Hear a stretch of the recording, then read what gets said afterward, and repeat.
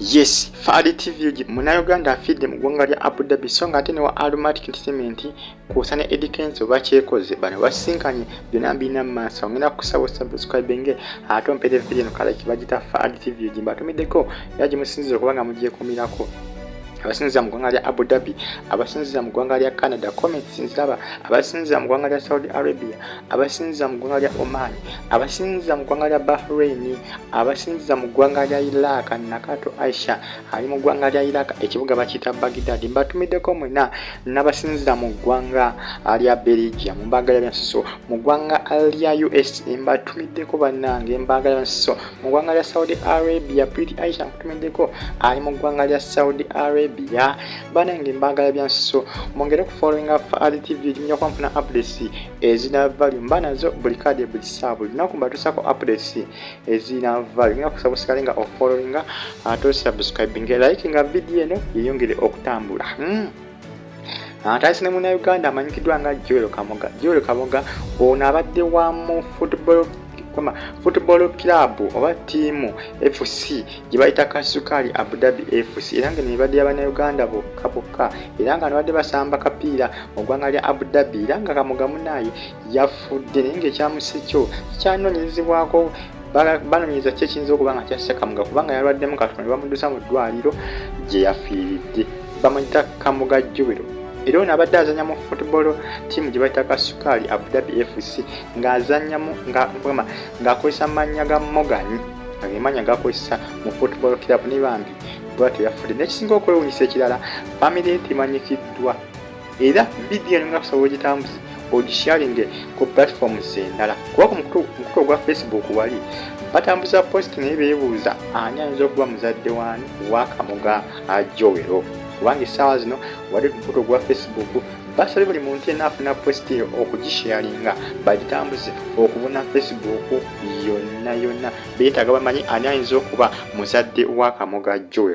Joel Munnayuganda eyafidde mu ggwanga lya Abudhabi. Era olunaku olwayo bagenda tegekawo omupiira mu kisaawe ekimu mu ggwanga lya Abudhabi mu kisaawe nga bakuŋŋaanya ssente kugamba zakuza mulambo gwa Kamoga Joel wano ku butaka wano mu ggwanga Uganda olw'ensonga ati n'akasente tekabaddewo okumuggya mu ggwanga lya Abudhabi. Omupiira guliyo lwali naye nga ne famire ye enoonyezebwa famire ya Kamoga Joel. Olw'ensonga nkusabye osharinga vidiyo eno ku platforms endala. Omwana ono yafudde Kamoga Joel nga omulengera mu kifaananyi abadde mwana mulenzi ng'amanye eddiba amadde amanya akapiira nga ko Bambi yakakuguka byansuso ne bwatyo Bambi bwatyo yasazeewo bwatyo Katonda bwe yasazeewo kugamba n'alabika nga amuyita naye nga famire ye enoonyezebwa famire ya Kamoga Joel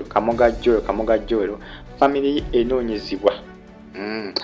Nena kusaba subscribing atosigala nga ogifollowing abagita Fadi TV kitalo nnyo ekya Kamoga Joel nga abaana bangi nnyo abafiira mu mawanga ga Abawarabu abaana bangi nnyo abafiira amawanga ga Abawarabu naye nga kibi nnyo ku side eyo kitalo nnyo ngenda kusaba subscribing atosigala nga ogyekumiddeko bagita Fadi TV likinga o sharinge ate o commentinge atusigale nga ogyekumiddeko naye nga bwe bityo ebitambula essaawa eno ku side siyo mu ggwanga lya Abudhabi Kamoga Joel bwatyo yafudde naye nga ekyamuse kyanoonyezebwako n'abazadde bennyini tebamanyikiddwa kugamba abazadde nabo beetaagisibwa okulabika nga akomezebwawo omulambo bafune we gunaatuukira kiba kinyuma nnyo ne bakomyawo omulambo nga n'abazadde bazuuse. Subscribing ate mumpere video no ka like. Owa Aromatic amanyikiddwa nga Konradiga bano basinkanye edikenzo olunaku olw'eggulo wali mbitundu by'ekyotera basinkanye beeguddeko mu hoteri emu baadde balina gye bagenze ku performinga Aromatic yabadde alina gye yagenze ku performing kati bwe bagenze okwebaka ono yamuguddeko edikenzo jjukira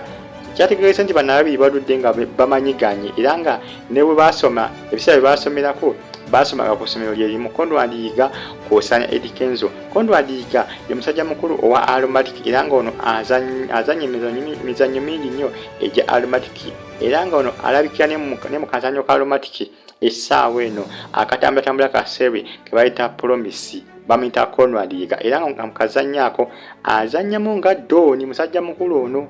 Bano beeguddeko ne Eddie Kenzo era nga basobodde okulabika nga bafunayo akafoto awo bafunyeyo akafaananyi ne beekubisako ekifaananyi n'ensonga nti baludde okumiitinga era Eddie Kenzo yasinziddewo n'amugamba munnaye ayongere okucapa kubanga ekibaletedde okulabika nga babula nga tebasinkana buli omu abeera busy buli omu abeera mu kucapa era Eddie Kenzo yasinziddewo n'amugamba nti atobe nnyo akolere obukadde bwe. Eddie Kenzo bw'atyo byategeeza nti yali obbiwe basomako bonna mu ssomero limu basomako bonna ne Lya musajja mukulu owa Aromatic member wa Aromatic musajja mukulu oyo bamuyita Lya. Ngina kusaba subscribing ate ompere video no kalike bagita Fadi TV Piti Aisha nkutumiddeko ali mu ggwanga lya Saudi Arabia nkwagala byansuso bannayuganda mwenna basinziza mu ggwanga lya Abu Dhabi mbatumiddeko mu ggwanga lya Qatar, Bahrain, Jordan, Oman mbatumiddeko mu ggwanga lya Canada, USA, Belgium, mu ggwanga lya Iraq ekibuga bakiyita Baghdad, mu ggwanga lya Kenya wali mu Nairobi mbatumiddeko comments nziraba subscribing mwena.